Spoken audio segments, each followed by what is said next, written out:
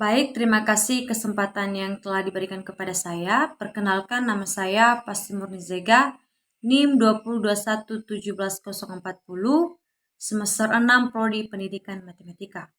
Saya dari kelompok 10 sebagai penyaji ketiga. Yang saya bahas yaitu mengenai pewarnaan sisi pada graf.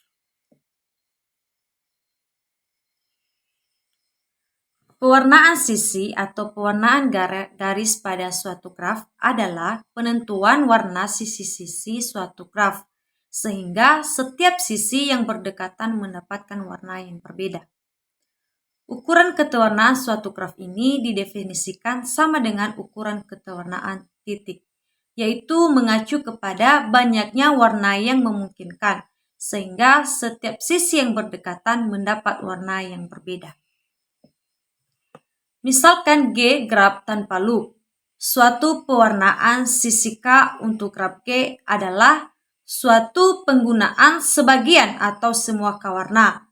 Nah, untuk mewarnai semua sisi di G sehingga setiap pasang sisi yang mempunyai titik persekutuan diberi warna yang berbeda. Nah, jika G mempunyai pewarnaan sisi K, maka dikatakan sisi-sisi di G diwarnai dengan K warna.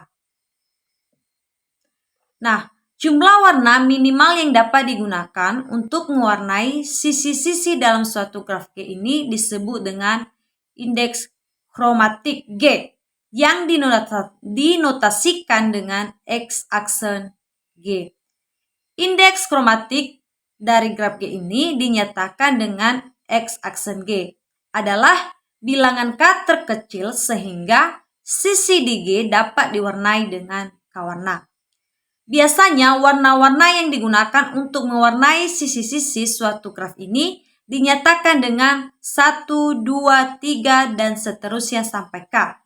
Nah, jelas bahwa X-aksen lebih kecil atau sama dengan EG.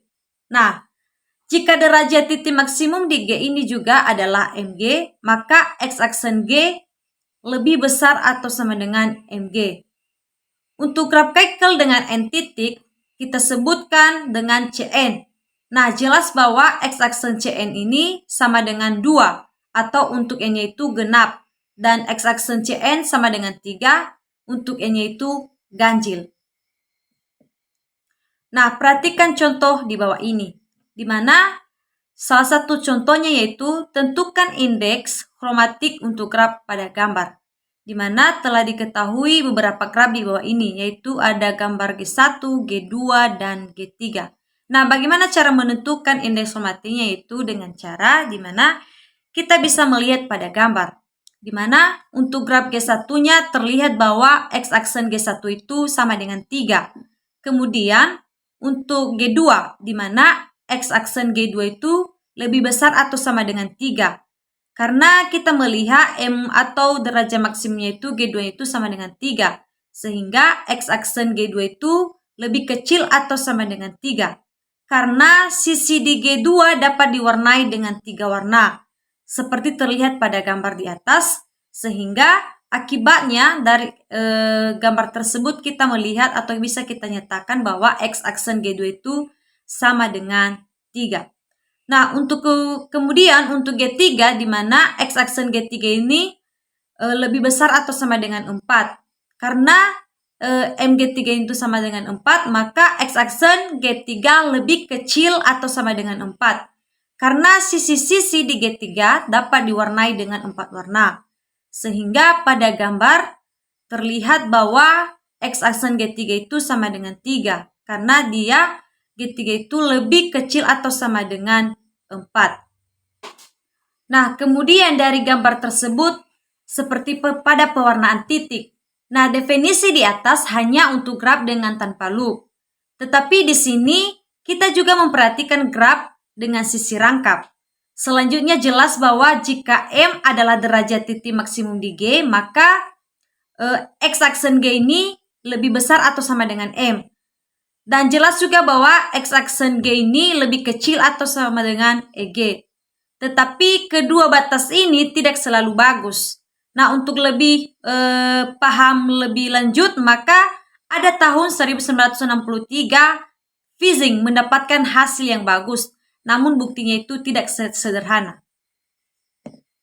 Nah, di mana teorema Fishing ini, jika G adalah graf sederhana dengan derajat titik maksimum M, maka x-aksen G lebih besar atau sama dengan M, dan x-aksen G lebih kecil atau sama dengan M tambah 1.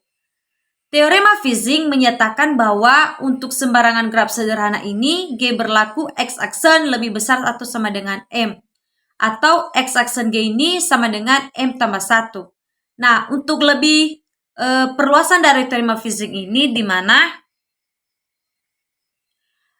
jika G adalah graf dengan derajat titik maksimum M dan H adalah banyak maksimum sisi-sisi yang menghubungkan sepasang titik, maka x-aksen G lebih besar atau sama dengan M dan x-aksen G lebih kecil atau sama dengan M tambah H. Nah, sebagai contohnya, bisa kalian lihat dari gambar 6.12, di mana telah diketahui bahwa M itu sama dengan 8 dan H sama dengan 4. Nah, sehingga x-aksen G lebih besar sama dengan 8 dan x-aksen G lebih kecil atau sama dengan 12. Sehingga kenyataannya bahwa x-aksen G itu sama dengan 11. Nah, untuk lebih paham untuk teorema tersebut, maka ada 2 teorema berikut yang berturut-turut untuk graf komplit dan untuk graf bipartisi. Di mana untuk graf bikomplit berlaku x-aksen Kn, di mana n-nya itu jika n ganjil dan n lebih besar dari 1. Kemudian x-aksen Kn ini sama dengan n kurang 1 jika n itu genap.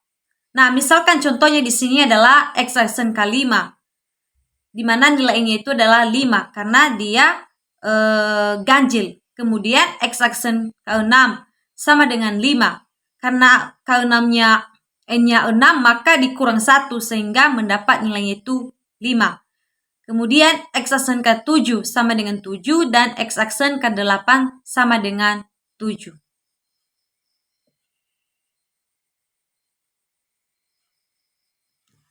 Kemudian teorema konik. Jika G adalah graf bipartisi dengan derajat titik maksimum M, maka x-aksen G sama dengan M. Nah, sebagai contoh, kita lihat pada gambar x-aksen K4, di mana pada gambar tersebut kita melihat banyaknya N atau nilai titiknya itu ada 4. Sehingga karena nilainya 4, maka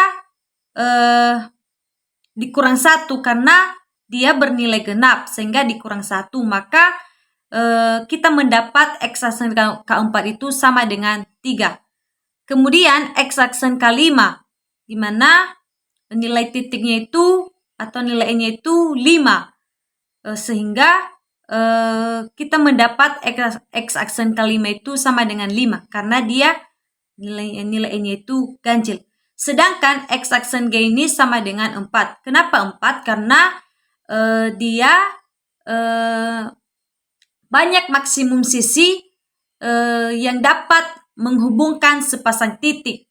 Sepasang titik, makanya x-aksen G itu sama dengan 4. Yang paling banyak menghubungkan sepasang titik yaitu 4. Demikian saja penyajian dari saya. Jika banyak kekurangan dan kelemahan, saya minta maaf. Sekian dan terima kasih. Yahoo.